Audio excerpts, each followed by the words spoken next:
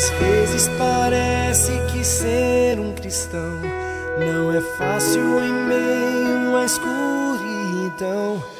Ainda mais se eu pensar que não é minha luz, mas a união com Deus que o brilho produz. Seja a tua paz sobre nós, Senhor. Seja o teu amor derramado sobre as nossas vidas. Seja a tua graça espalhada pela face da terra, Senhor. Usa-nos como vasos do Senhor, Pai. Queremos ser esse vaso que te agrade, Senhor. Esse vaso que, por onde passa, são as tuas bênçãos e por onde elas são levadas até outras pessoas, outros irmãos, outros amigos, Pai. Usa a nossa vida. Faz a tua obra, Senhor. Em nome de Jesus, nossa gratidão por esse domingo de manhã, Senhor, na tua presença. Que podemos ter aqui, Senhor, condições de fazer a aula, Senhor, através do celular, através da internet, através da nossa casa, Pai. Que seja edificante para nós e, acima de tudo, Senhor, edificante para aquelas que vão receber essa ministração também, Senhor. E, acima de tudo, Pai, que tudo que for feito, for falado aqui, Senhor, glorifique teu nome, Senhor. Exalte o teu nome, Senhor. Honre o teu nome, Senhor. Que tudo seja feito para a glória do Senhor, Pai. Minha gratidão, em nome de Jesus Cristo. Amém. Amém. Oi, meus queridos. Está vendo que tem um painel aqui do ladinho, né? É isso. Ele vai nos acompanhar nessa aula hoje.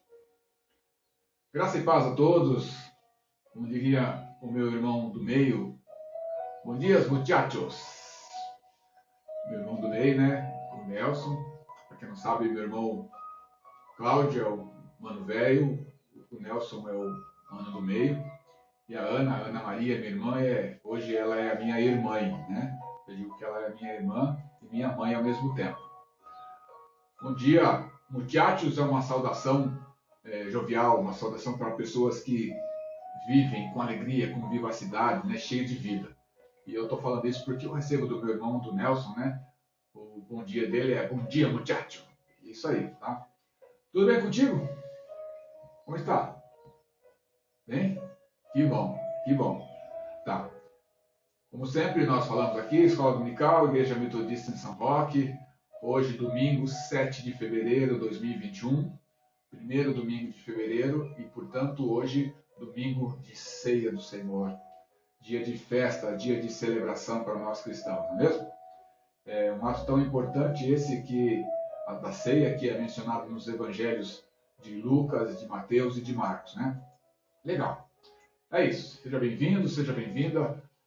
Divirta-se, curta essa aula, que ela seja edificante para a tua vida, tá bom? Hoje já estamos aqui para conversar um pouquinho sobre a graça de Deus. A nossa lição da Escola Dominical, ela traz o título Graça Divina e Resposta Humana. Graça Divina e Resposta Humana. E nós vamos ver nessa lição que, na perspectiva de John Wesley, salvação e santificação, elas acontecem mediante o quê? Isso, mediante a graça de Deus, tá certo? E que a nossa resposta cotidiana a essa graça, né, ao que já está, ao que já foi dispensado a nós, é um princípio para o processo de amadurecimento da fé cristã, tá certo? Como assim já está, já foi dispensada para nós? É simples. Quando nós entregamos a Deus, quando nós nos convertemos, quando Jesus salva a nossa vida, quando Jesus nos encontra, né, onde estávamos perdidos, quando nós entregamos a Deus a nossa vida, a sua graça, a graça de Deus, ela já atua a partir desse instante na nossa vida. Pois é ela, a graça de Deus, que nos salva, nos justifica e nos santifica. Para ficar apenas nessas três fases: salvação, justificação e santificação, tá certo? Portanto, segundo o autor da lição que nós estamos estudando hoje, a graça é o elemento-chave na nossa experiência de salvação. Na nossa experiência de salvação e também na nossa experiência, como nós falamos na aula passada, de amadurecimento na nossa fé. E você vai ver, vai aparecer várias vezes nessa lição, porque ela é uma espécie de continuação da anterior, a palavra amadurecimento. Então, fé não é algo que vem prontinho numa caixinha que a gente compra e passa a usar. Não. Fé, conforme diz a palavra de Deus, ela precisa ser desenvolvida. Porque onde a palavra diz isso? Se tiverdes a fé do tamanho, não, como um grão de mostarda. Se tiverdes fé como um grão de mostarda, significa o seguinte: o grão de mostarda pequenininho como mas jogado ao chão, lançado à terra, cuidado, ele vira uma grande e frondosa árvore, tá certo? Então a nossa fé, ela não é algo que vem pronto, ela é desenvolvida, como a gente já tem visto. Beleza, esse é o nosso objetivo hoje, então. Compreender graça como elemento chave e conceituar, perceber, entender o nosso papel nesse processo. Olha o título da lição aqui de novo, tá vendo? Olha só o título da lição. Graça divina, resposta humana. Então nós precisamos compreender a graça como elemento chave e entender o nosso papel nesse processo da graça. Para isso, irmãos, nós vamos usar um dos sermões de Wesley, né? É o de número 85. Ele diz, sermão de Wesley, né? Desenvolvendo nossa própria salvação. Então, está aqui o endereço onde você vai encontrar esse sermão. Vai lá na FATEL, Faculdade de Teologia. Lá você vai encontrar nesse endereço que nós estamos passando aqui. Você vai encontrar todos os sermões. Se você puder ler o de número 85, vai facilitar muito a compreensão da nossa aula hoje. Nós vamos citá-lo várias vezes. Obviamente não vamos ler o sermão inteiro, porque ele é muito longo e tomaria muito nosso tempo aqui. Mas você tem o seu tempo aí, leia então o sermão de número 85 de Wesley, o sermão que tem o título de Desenvolvendo a Nossa Própria Salvação. Você vai ser muito edificado, como eu já disse. Eu só preciso deixar um alerta aqui para você que vai ler esse sermão, ou vai ler os sermões de Wesley, vicia, tá? Vicia. Você vai ficar viciado nas leituras dos sermões de Wesley, porque eles são de fato muito edificantes. E alguns deles são muito marcantes e muito impactantes mesmo para as pessoas para quem ele está falando, principalmente lá naquela época, tá? Mas ele vem edificar a nossa vida nos dias de hoje também. E aí, além do sermão de Wesley, obviamente nós vamos estudar um texto bíblico, que é o texto base. E hoje eu estou com a minha Almeida aqui, né? Revista e atualizada, ok? Para a gente ler Filipenses, capítulo 2, versículos 12 até o 18. Abre então tua Bíblia. Nós vamos ler Filipenses 2, 12 até o 18. Vamos lá? Vamos fazer essa leitura? Para ser edificado pela palavra do Senhor? E o subtítulo da minha revista e atualizada, a minha Almeida Revista Atualizada, ela diz assim: O desenvolvimento da salvação. Versículo 12, capítulo 2. Assim, pois, amados meus, como sempre obedecestes, não só na minha presença, porém, muito mais agora na minha ausência, desenvolvei a vossa salvação com temor e tremor, porque Deus é quem efetua em vós tanto o querer como o realizar, segundo a sua boa vontade. Fazei tudo sem murmurações nem contendas, para que vos tornei irrepreensíveis e sinceros, filhos de Deus inculpáveis no meio de uma geração pervertida e corrupta, na qual resplandeceis como luzeiros no mundo, preservando a palavra da vida, para que, no dia de Cristo, eu, Paulo, me glorie de que não corri em vão, nem me esforcei inutilmente. Entretanto, mesmo que seja eu oferecido por libação sobre o sacrifício e serviço da vossa fé, alegro-me e, com todos vós, me congratulo. Assim, vós também, pela mesma razão, alegrai-vos e congratulai-vos comigo. Amém. Palavra do Senhor que nós lemos agora. Contextualizando, então, a palavra de Deus que nós lemos em Filipenses capítulo 2, a comunidade de Filipos, ela foi a primeira comunidade, chamamos assim, europeia, fundada por Paulo durante a sua segunda viagem missionária. Tá? E segundo a maioria das pesquisas dos pesquisadores da Bíblia, a epístola foi escrita durante um período em que Paulo estava preso, e provavelmente, quase certamente, essa prisão era na cidade de Roma, tá certo? Então, para que ele escreve essa carta? para os filipenses? Para que eles permaneçam firmes e, além disso, o outro objetivo, da outra finalidade é para que eles trabalhem para o desenvolvimento da própria salvação, da salvação deles próprios, tá certo? E se a gente for pegar na palavra que nós lemos aqui de Filipenses, o verbo grego é katergazomai, está escrito aqui para vocês, né? No versículo 12, ele é traduzido por desenvolver, operar, efetuar, e significa um trabalho que é realizado até que esse trabalho se conclua, seja uma obra completa. E sinalizando assim, então, mais uma vez, e perdoe pela repetição, pela insistência, sinalizando então que a salvação é um processo contínuo, onde nós vamos mudando de patamares para alcançar a salvação, ok? Então, na aula passada, nós falamos que maturidade se alcança, mas ela não é o fim. Mesmo quando eu alcancei maturidade, não, beleza, não chegou em lugar nenhum. Tem que continuar ainda a sua caminhada, a nossa jornada.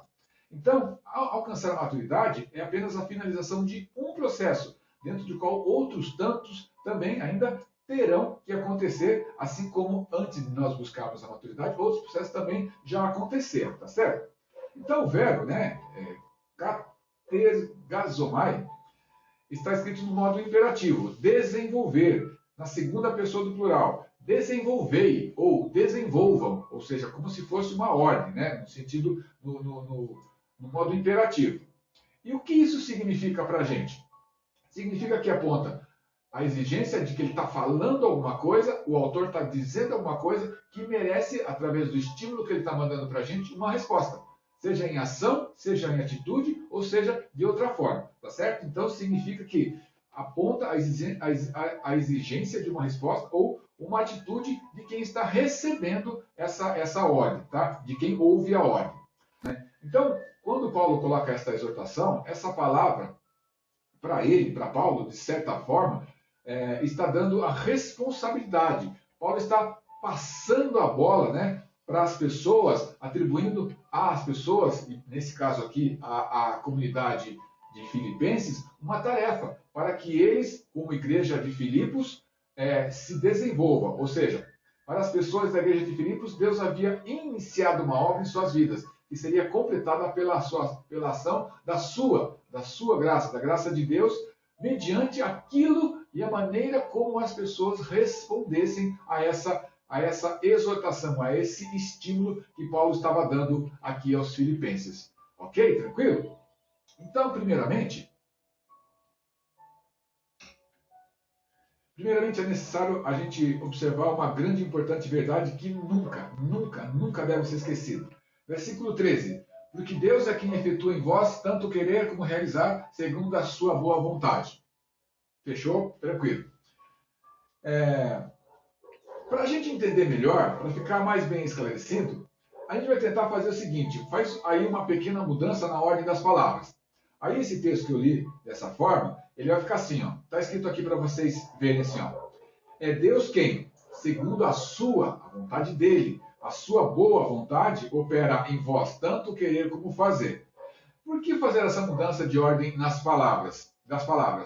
Essa mudança, né, então, que a gente fez, que une a palavra segundo a sua vontade com a palavra opera, ela elimina toda a suposição de que nós, como pessoas, temos algum mérito nisso. Não. É Deus quem efetua em vós tanto querer como realizar. E aí, ele outorga, então, dessa forma, a Deus toda a glória por sua própria obra. Aquilo que ele faz, a obra é toda dele. Se não fosse assim, eu poderia entender assim. Nós poderíamos ter algumas razões para nos vangloriarmos, né? Como se fosse o nosso próprio mérito, tá? Ou alguma bondade que está inserida em nós, ou alguma boa obra nossa que primeiro motivou a Deus o seu agir. Não é isso. Mas essa expressão, né, ela elimina todos esses conceitos vãos e claramente mostra que a motivação que Deus tem para agir reside totalmente nele mesmo, em si mesmo, em sua própria graça e em sua imerecida misericórdia, tá certo? Esse, então, foi o primeiro ponto, né? Deus é quem efetua tanto o querer como o fazer. E um segundo passo, né? Um um segundo ponto aqui, a gente pode entender assim. Se é Deus quem opera em vós, então desenvolvei a vossa própria salvação. A palavra original aqui traduzida por operar significa fazer a coisa de forma completa. Vossa própria salvação. Vós mesmos isso deveis fazer. Ou deixará de ser feito para sempre. Ou seja, ele quem efetua, ele quem faz, ele quem opera. Mas nós temos a nossa parte, nós temos também o nosso dever. Efésios, um pouquinho para trás aí, 2, versículo 8, tá? Diz assim: porque pela graça sois salvos mediante a fé, e isso não vem de vós, é dom de Deus. Então, a graça, nós somos salvos mediante a fé, e isso não vem de...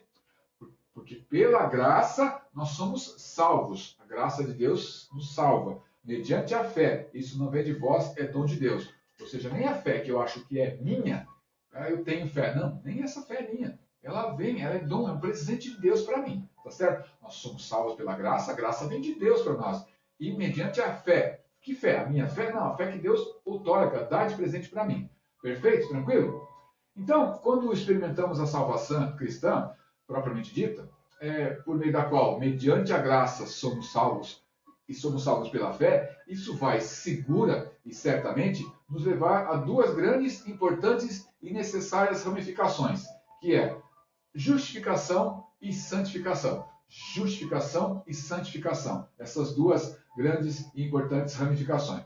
Por quê? Porque pela justificação nós somos salvos da culpa do pecado e somos restaurados no favor de Deus. Ele quem nos salva, tá? Ele quem deu Jesus Cristo para nos salvar, para morrer na cruz por nós. E pela santificação, processo, nós somos salvos do poder e da raiz do pecado. E restaurados, aí sim, novamente, a imagem de Deus, tá certo? Eu gosto muito desse versículo e eu quero ler com vocês. 1 João, capítulo 4, versículo 10. Tá? 1 João, capítulo 4, versículo 10. Diz assim, eu gosto muito desse versículo e para mim, esse versículo deixa tudo mais claro com relação a isso.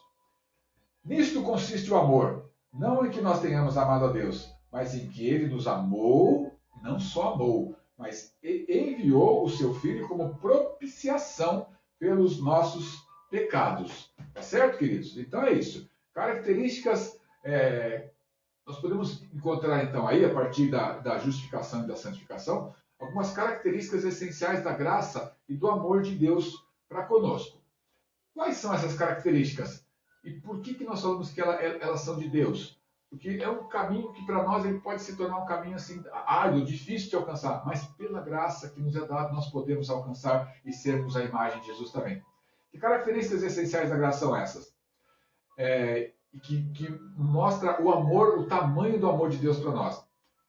Ele é incondicional, isto não é motivado por nada que nós fazemos.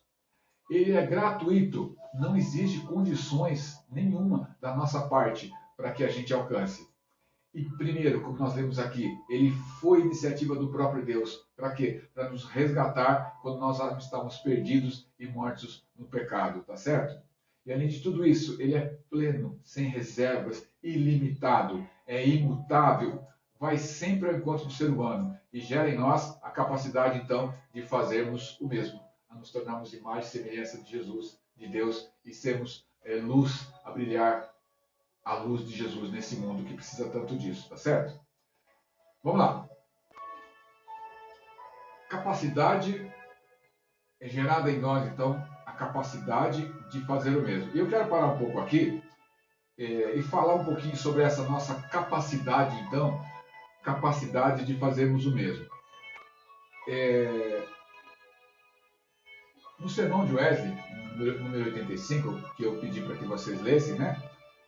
Ele diz que, embora houvesse ainda uma faísca de conhecimento brilhando aqui e ali, toda a terra estava coberta de trevas. Mas houve um momento, até que o sol da justiça surgiu e dispersou as sombras da noite.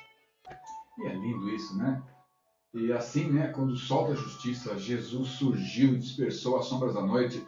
Desde então, dessa alvorada do alto, uma grande luz tem brilhado naqueles que até então se achavam na escuridão e nas sombras da morte. E milhares deles, em todas as épocas, têm sabido que Deus amou o mundo de tal maneira que deu seu único Filho, para que todo aquele que nele crê não pereça, mas tenha vida eterna. E é isso que nós temos que fazer a nossa luz, a luz de Jesus, melhor dizendo, brilhar através de nós. E a cada uma dessas pessoas que tem encontrado essa luz, lhe tem sido confiados os oráculos de Deus. E eles sabem que Deus também nos tem dado o seu Espírito Santo, que opera em nós tanto querer como fazer, conforme a sua boa vontade. E segundo o próprio Wesley, são 3 os tipos de graça que ele fala que existem, são deixadas a nosso favor. E a gente só vai falar rapidamente sobre elas, né? A graça preveniente, ela chega antes. Na queda, Deus agiu para nos dar vida, nova vida, antes de qualquer ação humana. Então ela é preveniente, ela é dada a todos e ela vem antes. Ela é justificadora, porque no nosso relacionamento com Deus, embora nós não sejamos justos por nós mesmos, nós recebemos por meio de Jesus a justificação. Não é o mesmo que a absolvição. Não somos absolvidos, não. Nós somos justificados, que é muito maior. E a terceira, então, graça, a graça santificadora, através da qual nós somos restaurados quanto à imagem e semelhança de Deus. E não estamos mais perdidos no nosso jardim, no nosso Éden, tá certo? Então, o processo de santificação, ele é o desenvolvimento da nossa salvação. E nesse processo, né, dentro dele, nós somos habilitados para viver bem e achar isso suficiente. Né? Estar na presença de Deus é o suficiente, é mais que suficiente. E uma vez habilitados, de novo, outro processo. Eu sou justificado por Jesus, eu sou habilitado. Termina tudo? Sinto muito, mas não termina tudo. Aqui é que tudo começa, tá certo? E de novo, né, vamos ler mais um texto bíblico. E agora o texto de Colossenses, capítulo 2, versículos 6 e 7. Voltando então à nossa Bíblia aqui, Colossenses, capítulo 2, versículos 6 e 7. Diz assim: Ora, como recebestes Cristo Jesus, o Senhor, assim andai nele radicados e edificados e confirmados na fé, tal como fostes instruídos, crescendo em ações de graça. Tá vendo? Então é isso. O homem é chamado, o homem é salvo, o homem é justificado, o homem é habilitado para amar como Jesus amou. E é isso. E segundo Wesley, no mesmo sermão número 85, ele diz que a reconciliação não é algo a ser praticado somente entre nós e Deus, mas também para com os nossos irmãos. Tá certo? Nós reconhecemos então que a semelhança da cruz também temos 2 linhas do fluir da reconciliação. A vertical, certo? Entre o homem com Deus, entre eu e Deus, entre você e Deus, e a horizontal, entre nós, os homens, tá certo? Então, o mesmo perdão que nós recebemos de Deus deve ser praticado para com os nossos semelhantes, tá certo? Deus nos tem dado o perdão do alto para nós de graça, sem que nós o merecêssemos. E o que nós temos que fazer? Ele espera, então, de nós que a gente use do mesmo espírito misericordioso para com aqueles que nos ofendem, para aqueles que são os nossos irmãos e irmãs, tá certo? Porque a palavra do Senhor diz, Mateus 10, 5 a 15. Está aqui, ó, Mateus 10, 5 a 15. Leia lá, é muito importante você ler. Jesus dando a instrução para os 12. E essas instruções servem para nós também nos dias de hoje. Você vai ver que serve. Ele fala assim no versículo 8 de Mateus 10. De graça recebestes, de graça dai. Tá certo? Então leia lá, Mateus 10, 5 até o versículo 15. Para entender um pouquinho melhor esse texto de Mateus. O que é que eles receberam de graça e que deve também de graça ser dado a todas as pessoas? Os discípulos, homens, apesar das suas fraquezas, das suas limitações, eles receberam a nova lei do amor que Jesus vem instituir naquela fase, naquele momento de plenitude, de aceitação recíproca, tá certo? eles receberam, sobretudo, o dom que Deus quer fazer a todos os homens, o seu próprio ser, sua companhia pelos longínquos caminhos da vida. Jesus quer andar com eles pelas estradas da sua vida. Ele quer que a sua luz ilumine a vida das pessoas, seja a escolha dessas pessoas. São dons que não têm preço, que superam, eu diria assim, toda a nossa capacidade de retribuição. Eu não tenho o que fazer para pagar, para retribuir isso. São por isso que eles são gratuitos, tá certo? E por isso que chama graça. Ok, queridos? Foram dados aos apóstolos e a todos os cristãos para que nós, como cristãos, por sua vez, nos tornássemos canais desses bens para todas e todos aqueles que haveriam de encontrar dia após dia, com aqueles que nós vamos encontrar, que nós já encontramos. Tá certo, meus queridos? Então é isso. Se estamos sintonizados e sincronizados com o Pai Celestial, no mesmo Espírito perdoador, permaneceremos na reconciliação alcançada também pelo Senhor Jesus e ministrada e dada a nós como uma incumbência. Tá certo, queridos? Contudo, se nós negamos o perdão, se nós nos negamos a perdoar as pessoas, nós interrompemos esse fluxo da graça de Deus em nossa vida. E se isso acontece, né, se eu deixo de perdoar a minha irmã, se eu deixo de perdoar o meu irmão, o que pode acontecer? Isso é muito sério, gente. Isso é muito sério. Gente dentro da mesma comunidade que não conversam com o outro, que não se perdoam. Se nós negamos o perdão, certamente a nossa reconciliação vertical, ou seja, aquela reconciliação com Deus, ela é comprometida também pela ausência da horizontal. Eu não perdoo o meu irmão, eu não amo meu irmão a quem vejo, eu não perdoo o meu irmão. Como é que eu vou receber de Deus o perdão? Como é que eu vou receber isso, né? Então, é comprometida a vertical pela ausência da horizontal. Tranquilo? No versículo 12 ainda, né? A gente foi um pouquinho para frente, mas voltando um pouquinho para o versículo 12, Paulo está falando assim para os filipenses: desenvolvei a vossa salvação com temor e tremor. Temor e tremor. Quando a Bíblia nos diz para nós termos temor e tremor de Deus, o que será que ela está querendo dizer com isso? Será que nós devemos ter medo de Deus? Será que nós devemos ter medo do nosso Pai ao ponto de nós tremermos de medo dele? Vamos tentar entender melhor essa questão um pouquinho, tá? Parece meio estranho, né? Temos que ter medo de Deus a esse ponto, né? Ponto de tremermos na presença dele. Muito bem. E realmente, muitas pessoas elas não entendem bem essas expressões temor e tremor, porque muitas delas, né, dessas expressões, elas são usadas em um sentido figurado, para ensinar as verdades profundas sobre a forma como devemos nos portar diante de Deus. Então, o que a gente observa aqui inicialmente?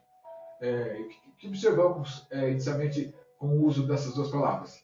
Temor, obviamente, significa medo, né, na nossa tradição, no significado, e tremor significa estremecer de medo. Mas não parece muito lógico que alguém possa desenvolver a salvação e a fé em Deus estremecendo de um medo paralisante na presença de Deus, certo? Não tem muito nexo isso, nós vamos ver isso agora, tá? O que temos aqui é algo assim muito mais profundo, muito mais profundo do que isso, do que temer ou tremer de medo, que nós precisamos analisar para compreender melhor. Essa expressão, temor e tremor, geralmente ela é usada para expressar não uma ideia de pânico ou medo descontrolado ao ponto de nós ou de uma pessoa estremecer descontroladamente. Não, mas fica em paz, fica tranquila. Não é esse o caso aqui no texto que a gente está vendo, nem essa lição que Paulo quer passar para a gente aqui, que a Bíblia passa para a gente quando ela cita temor e tremor. Ela é, sim, usada como uma expressão que aponta uma atitude de grande respeito e reverência. Temor e tremor aponta uma atitude de grande respeito e reverência. E nesse texto que estamos estudando, ela é usada diante de Deus. Então Paulo fala assim: desenvolver a vossa salvação com temor e com tremor, tá? Diante de Deus. Mas ela também pode, né, ser usada diante de alguém muito importante. O foco aqui é trazer as pessoas para uma reflexão de sua pequenez diante do Deus Todo-Poderoso. Por isso ele fala: temos que ter temor e tremor. trazer as pessoas para uma reflexão de sua pequenez diante de Deus Todo-Poderoso e fazer as pessoas, ou nos fazer, né, perceber que diante de um Deus tão grandioso, não se espera outra atitude senão humildade, nossa para com Deus, reverência, honra e outras atitudes semelhantes a essa. E distante, longe de ser um medo paralisante e atitudes negativas que o desagradam. Então, para finalizar sobre temor e tremor, eu queria que vocês lessem comigo Salmos, capítulo 2, versículo 11. É um salmo que fala de Jesus Cristo, ungido de Deus. Só o versículo 11. Ele fala assim, ó, servi ao Senhor com temor e alegrai-vos nele com tremor. Tá certo? Servi ao Senhor com humildade e alegrai-vos nele com honra, com reverência. Tá bom? É isso a respeito de tremor. Tá? Vamos lá. Tenho conversado com algumas pessoas, alguns irmãos da nossa igreja na escola dominical, e nós temos entendido que essas nossas videoaulas elas não podem ser muito maçantes, não podem demorar muito tempo, tá? Então nós estamos fazendo um pacto dessas aulas serem de 35 a 45 minutos no máximo cada uma dessas aulas, tá? Então eu percebi que o tempo dos 35, 45 minutos já está estourando. Então vamos parar por aqui, tá? E vamos deixar um gostinho de quero mais para a semana que vem. E aí a gente volta nessa mesma lição, graça divina e resposta humana, para a gente crescer, caminhar um pouco mais. E a lição que você tem então, que nós temos, né, é ler o Salmo número 85 de John Wesley. O Salmo não, meus queridos, o sermão de número 85 de John Wesley, tá? Lá no site da Fatel. E nós lemos então alguns textos bíblicos, caminhamos, discorremos um pouquinho a respeito do desenvolvimento da nossa salvação, que Paulo apresenta para nós através das palavras da carta escrita, da epístola escrita aos Filipenses no capítulo 2, e os versículos chaves para nós são 12 a 18. Então nós vamos voltar na aula seguinte, na semana que vem, entendendo e falando um pouquinho mais a respeito dos sinais, dos passos, segundo as Escrituras, que nós devemos tomar para o desenvolvimento da nossa salvação.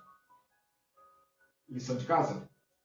Leia Isaías capítulo 1, tá bom? É dali, desse texto, que nós vamos tirar algumas orientações e algumas instruções para desenvolver a nossa salvação, a nossa própria salvação, tá bom?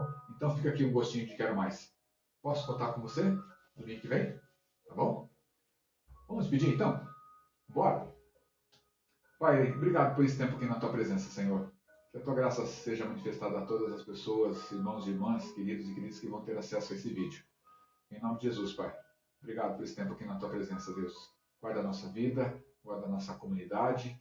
Aqueles que não são da Igreja Metodista aqui em São Roque sejam abençoados da mesma forma pelo Senhor, Pai. Obrigado por tudo, Pai. A minha gratidão em nome de Jesus, o Cristo. Amém e amém.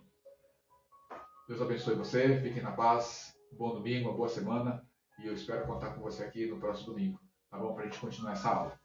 E quero pedir perdão, porque a gente vai falando, vai desenvolvendo ela aqui, a gente não percebe o tempo e parece que a gente está dando uma encerrada muito abrupta na lição.